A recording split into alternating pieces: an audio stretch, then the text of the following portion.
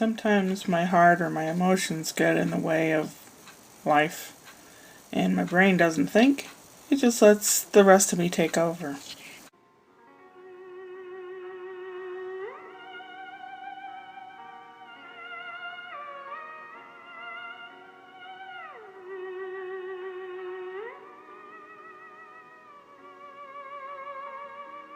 Not feeling the best lately, and my spirit, if there is any left, has been trampled.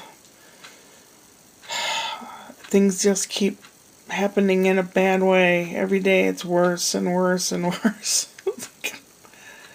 I know we all must go through some of this, but it's really, when it rains it pours, and it's been pouring in so many different ways. There's a kid Brian went to school with in high school. Well, he's 37 now, not really a kid. His dad owns an auction house, and so we hired this guy, the son, Junior, to be the auction guy. He knows lots about action figures and all, which are worth something, which Brian had a ton of. And we had originally signed a contract, and I have a copy of it over here on my bookshelf. And I handed the contract to his wife at the business with the key to the house. And we hadn't heard, and all of a sudden, he wants a different contract. He wants a different amount. He wants to pay less and get a higher percentage or something. Brian said no. So then the guy calls yesterday and said that he went over to the house and the basement's flooded. I had the water turned off.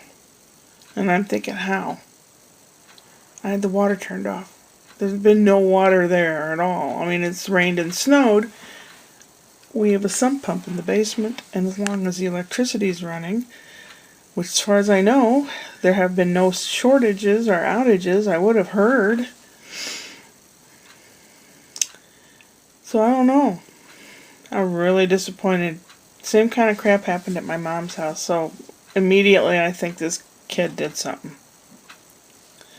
Or he said that it was flooded, just as leverage. Well, I was bumming out about it. Brian had messaged Scott, and a little boop came across my phone, so I looked at the message, and I decided to call Scott, because Brian was at work and Scott was at home with Felix. So I called Scott, and I was talking to him for a little bit, and I told him what I was thinking. So we talked for a little bit, and Felix has reached the age where he's real shy now. He doesn't really cotton to people right now. He's almost 2. So then the conversation ended, and I was going about my business, and I was really bumming out. I sat down, turned on the news on the TV. There was some shooting at a grocery store in Boulder, Colorado area. Good God. What's wrong with people? And then also I thought, well, it had more channels added to it. So I checked the St. Louis channel, and they were talking about MSD, which is Metropolitan Sewer District, and Florissant area, which is where I was living. Hundreds of homes now have sewage coming up through the basement because the melting snow and everything is just too much for the sewer system, and it's backing up in people's homes. Great. And I mean my mom's house too. That is not good. That is not good. So now I've got to find somebody and give them the key. Someone that we trust. Brian says his best friend Steve might be able to do it. If he can't, then I have a theater person that I am thinking of to ask. That they would go in and take pictures of what they could take pictures of, if there's sewage there or whatever. And let me know. Because if it is a sewer problem, the Metropolitan Sewer District is to reimburse you $3,000 if you can prove it. I can prove it. I have the confirmation of the water being turned off and how everything was just fine. That I do have all that information. So, I don't know. It's not much considering a house could be in ruins and rotting with sewage. Oh my gosh. I'm just sick about it. There was a homeowners association, and that lady that was vice president of it lived about 8 houses away on a different street. So I wrote to her and I asked her if there was a problem or an issue, and she said she'd ask around and then get back to me. That was nice of her to do that. Then I wrote a couple other people and asked them directly if they were having any problems.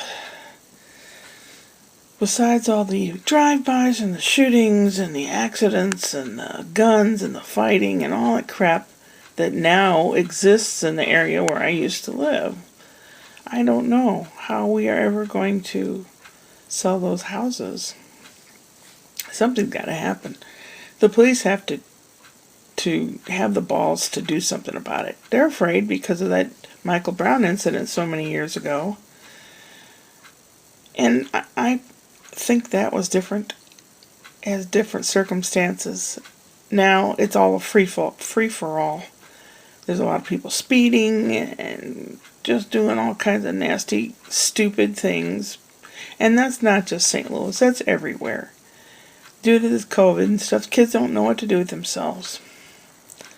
And they just go out and do whatever they want to do. It's bedlam. Good word, hey? So, speaking of bedlam, I need to go to bedlam. My teeth have been hurting. My whole bone structure's been hurting.